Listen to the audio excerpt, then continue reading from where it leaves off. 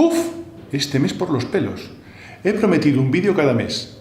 Estamos a día 30. Aún me quedan unas cuantas horas. ¿No te pasa que no hay manera de vaciar la bandeja de entrada del correo electrónico? ¿No hay cosa más difícil que eso? Eso es porque lo estamos usando para gestionar tareas. Estamos reenviando los correos continuamente para revisarlos después. No los contestamos, estamos en favoritos para poder verlo más tarde.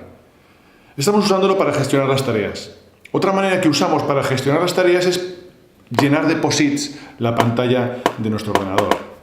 O también empleamos métodos como los que había antes. Escribiéndonos en la mano o de otras maneras.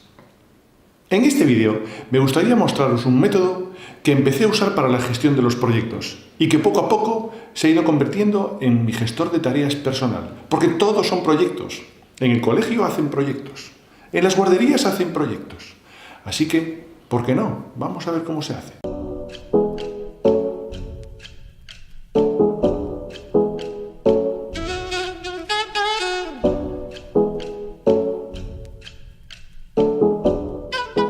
Para ayudarme en todo esto, yo empleo el método Kanban. Es un sistema desarrollado ya hace más de 60 años por un ingeniero de Toyota para ayudar a la gestión de las tareas. Kanban significa en japonés tablero visual.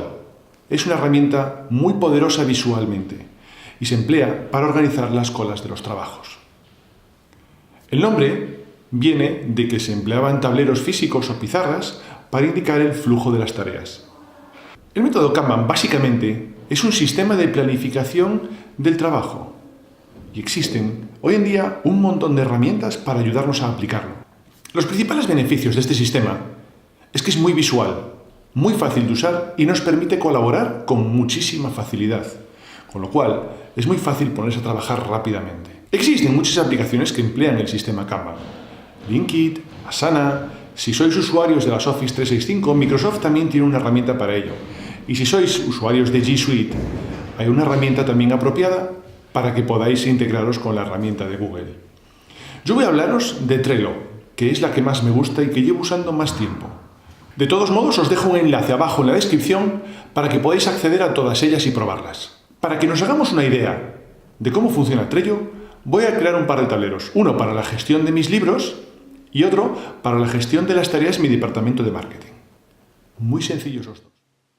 Lo primero será registrarnos en el sistema y loguearnos adecuadamente. A continuación tendremos que crear un tablero para la gestión de las tareas de marketing. Ahora crearemos las columnas, una columna por cada tipo de tarea diferente por las que va a ir pasando nuestras diferentes tareas. En el primero recopilaremos una serie de ideas que se nos van ocurriendo y que al final acabarán publicadas en un canal o en otro. Antes de ser programadas para publicar, tendrán una fase previa de revisión, así que crearemos unas cuantas tareas en ideas y después las moveremos y cambiaremos de estado. Una vez tengamos las tareas, podemos añadir una descripción, comentarios o lo que queramos, pero algo que me parece muy útil es añadirles las etiquetas. Las etiquetas además las podemos poner colores y en cada uno de ellos, por ejemplo en estas, hemos creado 3 tipos. Una para el canal de YouTube, otra para LinkedIn y otro color para el canal de Twitter.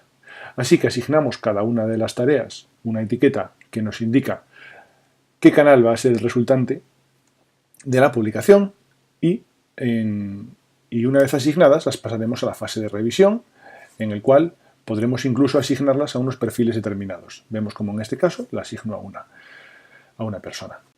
En la siguiente columna nos aparecerá una serie de tareas que hemos programado. Para ello les podemos establecer una fecha de vencimiento.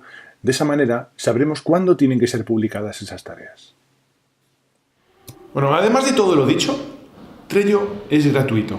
Tiene un montón de funcionalidades básicas con las que podemos empezar a trabajar. Tiene una versión de pago en la cual podemos aumentar el número de funcionalidades que tiene, pero para un uso sencillo es más que suficiente con lo que ya trae. El mismo esquema lo usan el resto de aplicaciones. Las funcionalidades básicas son gratuitas y tiene más funcionalidades sobre las que habría que pagar adicionalmente. Y bueno, yo lo tengo claro, cada herramienta para lo que es. No podemos pretender gestionar las tareas con el correo electrónico. Y por los pelos he cumplido mi promesa de un vídeo cada mes. Así que ya lo sabéis. El próximo mes os daré la chapa con otro vídeo más.